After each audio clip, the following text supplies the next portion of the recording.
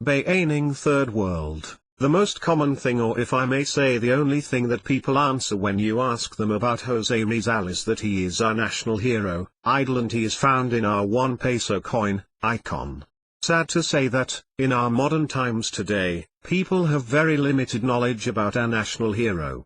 The facts above are the only 2 things most of us know about Jose Rizal, but for historians and experts, they have so much adjectives to connect with our national hero. Bayaning Third World, a detective story about Rizal being Philippines' national hero. Commenting on the movie per se, at first I thought it was some boring documentary about Rizal, but understanding the facts exposed made me interested.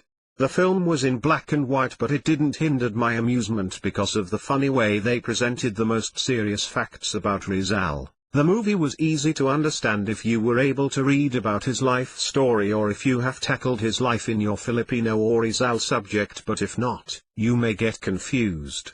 Good thing, I have read and we have tackled his life in our lecture, that helped me follow through the film. This film also highlighted Rizal being a pilosopo, which reflected the Filipino attitude both in a good and not so good way.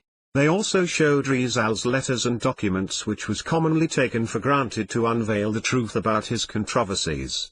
The movie made it viewer-friendly by face-to-face interviews with the persons involved, and that is why I appreciated Rizal's significant others behind their names. The main point stressed in this film was Rizal's retraction, which involved his marriage to Josephine Bracken and the rumors about her being a spy for the friars. There were many possibilities and speculations brought about in this film, which also made me think. First point, they said that Rizal died a Catholic despite of him being a Mason through his signed letter. Others said that the letter was real but the signature was forged, given the fact that Rizal's signature was easy to copy. On the other hand, some said that the letter was completely invalid and was just made by the insecure and threatened friars to destroy Rizal's reputation. Second point, if you would ask me if he really retracted or not, for me, it doesn't matter, because as long as his death gave credence to what he believed, fought for our democracy and his convictions, retraction really doesn't make him less of a hero. I believe that Rizal only became a Mason because he was against the government, which happened to be the church, and vice versa. He isn't against about God and Catholicism per se, but in the supposedly instruments of God's love and greatness, which were the priests who were ruthless to the Filipino people. Also, he was against the people who sold their religion for wealth and for people who exchanged their religion for power. At the part wherein Rizal almost burned the manuscript of ngilizce Tangere made me think that it was a symbol of him letting go of what he strongly believed in connection to him not involved with him at Sikan.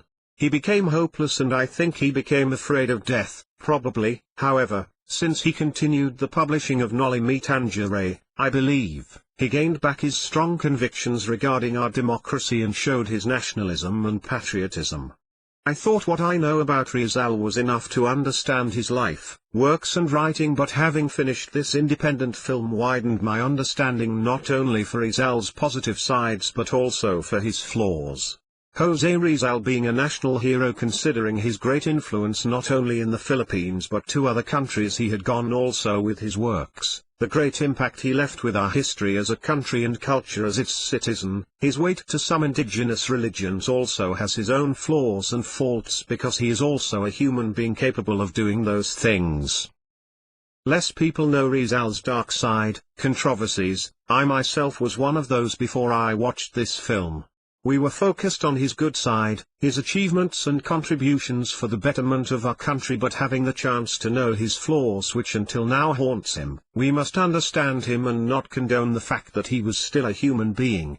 Rizal really don't want to be a hero, he just wanted to prove his great passion and love for our country. Indeed, Rizal chose to die because it was one way to give weight to his beliefs and philosophy. We all have our own Rizal. We have different perceptions and understanding regarding his life, works and writings. As for me, though he is not as perfect as a national hero should be, I still salute and look up to him for his immense contributions and grand legacy, which is applicable until now. Despite his imperfection, it didn't lessen his heroism. In fact, his controversies made his life more interesting, and it only made him more famous, not only during his time but now and in the future generations. I didn't get surprised that many critiqued his life, but for me he is still the third world hero of all time. How can we become Rizal in our own little ways? By following simple rules and regulations and by paying the right tax. There are a lot more, and it is up to you to think of whatever way it suits you. Let us be a modern-day Rizal to continue his legacy for the future generation. Bayaning Third World is a film of substance. It is very appealing and is highly recommended for other students studying Rizal.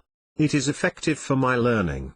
Even if our 1 peso coin is in constant devaluing, Rizal still remain number one in our hearts.